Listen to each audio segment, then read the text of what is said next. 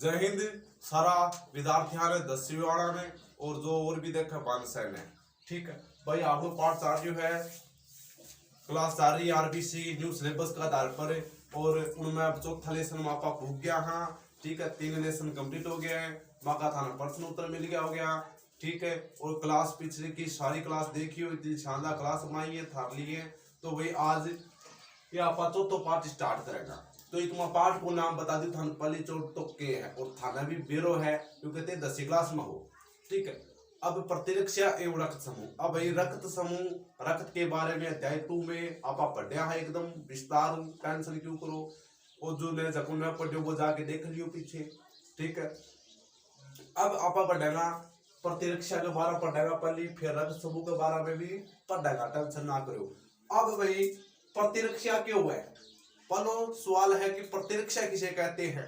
अरे भाई आपने रोग को लाग जाएगी, अब सर्दी आओ, सर्दी में लोग जुकाम लाग जाए, छिटो आओ लाग जाए, ठीक है, और भी रोग लाग जाए।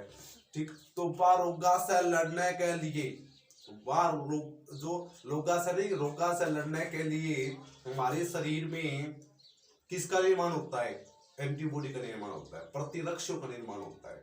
ठीक है, और जिसको हम क्या बोलते हैं, प्रतिरक्षा कहते हैं, यानी रोगों से लड़ने की प्रतिरोधक क्षमता को प्रतिरक्षा कहते हैं। हमारे शरीर में एक ऐसा प्रतिरक्षा तंत्र है जो रोगों से लड़ता है।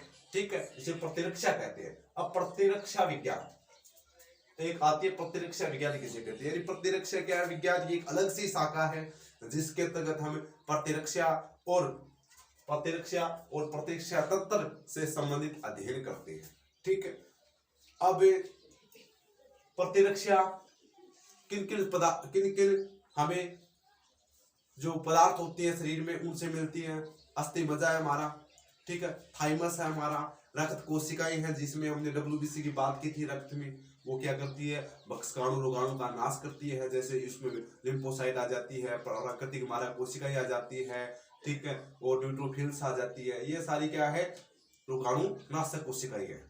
ठीक है, अब प्रतिरक्षा हमारे शरीर में 2 प्रकार की प्रतिरक्षा विधियां पाई जाती है। और अपना शरीर है, बॉडी जानो थे, अरे शरीर को नहीं वट्टो कट्टो, ठीक है ना। तो इस शरीर में 2 प्रकार की प्रतिरक्षा विधियां पाई जाती है।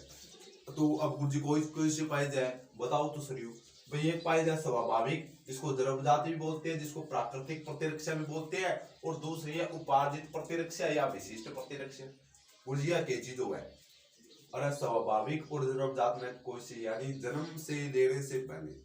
ठीक है, अपना जन्म लिया उससे पहले जो अपनी माता होती है ना, हमारी माता जी माँ है, माता और पिता से जन्म से लेने से पहले हमें प्रतिरक्षी गर्भावस्था में प्रदान कर दिए जाते हैं। ठीक है, प्रतिरक्षा गर्भावस्था में प्रदान कर दी जाती है, जिसको हम जन्मजात या स्वाभाविक प्रतिरक्षा कहते हैं। ठीक है, जो हमें जन्म से पूर्व मिल जाती है। और उपार्जित प्रतिरक्षा किसको कहते हैं, हम जन्म लेने के बाद, ठीक है, हमारे शरीर में हम जन्म लेने के बाद हमारे शरीर में बढ़ती है किसी विशेष रोगाणु के प्रति या कोई। ठीक, अब ये भी 2 प्रकार की होती है, सक्रिय और निष्क्रिय। सक्रिय तो जो क्या मिलती है, जन्म के बाद हमें अपने आप मिलती है।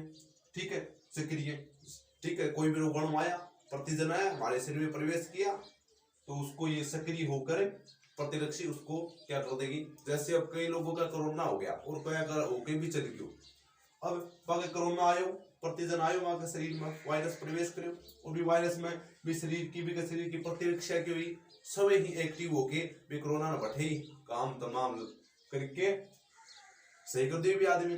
तो बात तो क्या है, सक्रिय प्रतिरक्षा। अब निष्क्रिय प्रतिरक्षा कौन सी है, जिसमें बीमारी लागी, प्रतिजन शरीर में प्रवेश करके, लेकिन शरीर की जो प्रतिरक्षा है वह बिना कोनी जेलस की भी कसावना शरीर की प्रतिरक्षा भी क्या पड़ेगी, देनी पड़ेगी। तो बैठे के टिक्का जानो में मोटा मोटा टिक्का लगा रहे बशारा जद वे प्रतिजन लाभ कर जाए। ठीक, अब स्टार्ट से पढ़ेंगे। अब पहले है स्वाभाविक जन्मजात प्राकृतिक प्रतिरक्षा किसे कहते हैं, देखो तो आगे बता दू, कर दियो रे। यह प्रतिरक्षा किसी विशिष्ट रोगाणु से विशेष रूप से रक्षा प्रदान नहीं कर दी, बल्कि सभी प्रतिजनों के विरुद्ध समान रूप से कार्य करती है, जिसमें निम्न कारक आते हैं। यानी सीधी सी बात है, स्वाभाविक प्रतिरक्षा है या कोई एकला रोगाणु खातर कोडी करे या कोई भी रोगाणु हो बटे तैयार ला देगी, आपको आंदोलन करेगी, दर्दो देगी, ठीक है। यदि सारा रोगाणु सागा या लड़े है, ठीक है। अब इसमें कौन कौन से कारक आते हैं? इसमें आते हैं 4 कारक। एक तो होता है बुद्धि कारक। बुद्धि कारक में जैसा अपने नाक है, नासिका में बाल होते हैं, ठीक है, हमारी त्वचा है, ठीक है, ये क्या आते हैं? इसमें बुद्धि कारक आते हैं। रासायनिक कारक जैसे अमाशय में अम्ल उत्पन्न होता है, योनि का अम्लीय वातावरण है, ठीक है, जैसे पसीना है, ये सारे क्या रासायनिक अवरोधक हैं, जो किसके उदाहरण? स्वाभाविक या जन्मजात प्रतिरक्षा का उदाहरण है।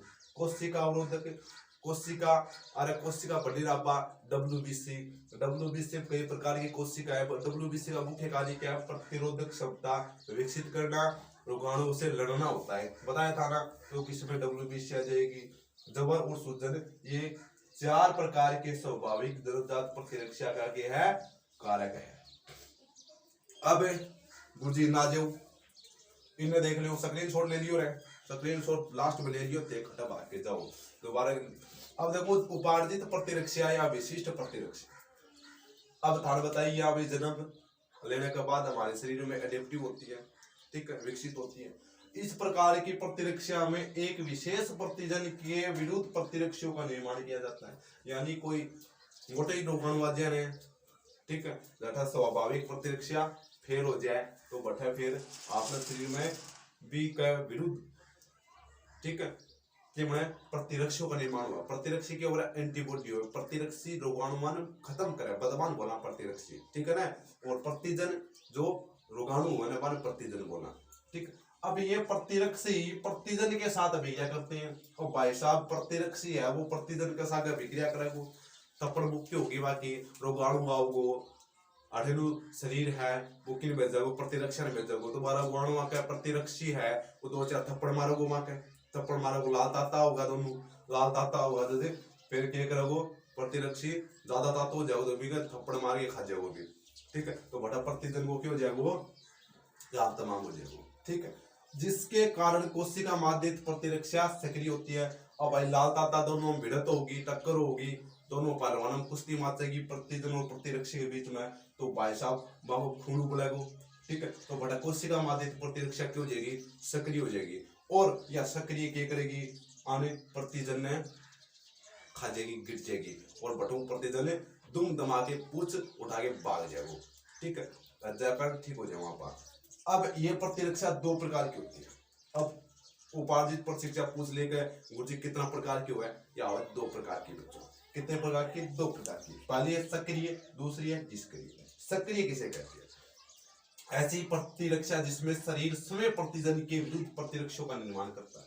यानी सक्रिय तो भाव है, कोई आयु रोगाणु शरीर में प्रवेश करियो, प्रतिजन जैसे प्रवेश करता हमारा शरीर क्या हो जाएगा? भाई साहब एक्टिव हो जाएगा। कहते वो आज कोई ना कोई चोर आयो शरीर में, वो अपन खराब करेगो, खराब करना पहले आप क्या करते हैं? खत्म कर दिया, शरीर अपना आप ही बने प्रतिरक्ष निर्माण करे, बिन खत्म करने खातर, तो बिन बोला पास सक्रिय प्रतिरक्षी, ठीक है, शरीर स्वयं बनाता है। दूसरी निष्क्रिय प्रतिरक्षी, ऐसी प्रतिरक्षा जिसमें शरीर में बाहर से विशेष प्रतिरक्षी प्रवेश करवाई जाती है विशेष प्रतिजन के लिए, ठीक है। इसमें जैसे डिप्थीरिया ओटिटिस का टिक्का है, यानी निष्क्रिय क्यों है? अटैक है, सक्रिय फेल हो जाए। कोई सारोगाणु प्रतिजन शरीर में प्रवेश कर जाए, कभी सक्रिय कभी ताबक नहीं आवे। जब भाई साहब के करना पड़े, जब अपन निष्क्रिय प्रतिरक्षा को यूज करना पड़े, डॉक्टर जी को जाना पड़े, मेडिकल में जाना पड़े, अस्पताल में जाना पड़े, वे इतना मोटा सुबह काटे आया करके और बाद चेपन है, तो भी नहीं बोलना अपन निष्क्रिय प्रतिरक्षा। आगे बात समझ रहे? तो इस निष्क्रिय प्रतिरक्षा में कोई विशेष रोगाणु पे पहले चेक करेगा कि हाँ तेरा तो वो है, मलेरिया है, टिटनस है, ठीक है, या डिप्थीरिया है, तो वे को विशेष टीको लगाओगा। डिप्थीरिया रोगाणु है तो वे डिप्थीरिया को टीको लगाओगा, ठीक है। टिटनेस का रोगाणु है तो वे टिटनेस को टीको लगाओगा, या थोड़ी कोरोना को चेप देगा बैठे। तो ये अनबोलापा निष्क्रिय प्रतिरक्षा। तो वही स्क्रीन शॉट ले लो, दोनों आपको समझ में आयोगे थारे दोनों प्रतिरक्षा। और भाई आज ये इतनी छोटी सी क्लास बनाऊंगा, कल हाँ मैं वो अगली बड़ी क्लास प्रतिदिन और प्रत्यक्ष के बारे में पढ़ेंगे, एक ही क्लास में कंप्लीट कर देंगे दोनों को। तो भाई छोटी छोटी क्लास बनाएंगे, कोई टेंशन नहीं है, छोटी छोटी क्लास देखोगा थारो भी दिमाग फ्रेश रहेगो। ठीक है, तो थारी अगर मांग होगी गुरुजी बड़ी क्लास से डाल दियो मैराथन क्लास, तो मैराथन क्लास भी डाल देगा, टेंशन ना करो। तो भाई क्लास किसी की लगी स्क्रीनशॉट ले लो, अगर अच्छी लगी है तो भाई वीडियो क्लास में लाइक कर दियो, शेयर कर दियो। ठीक है, तो भाई जय हिंद जय भारत।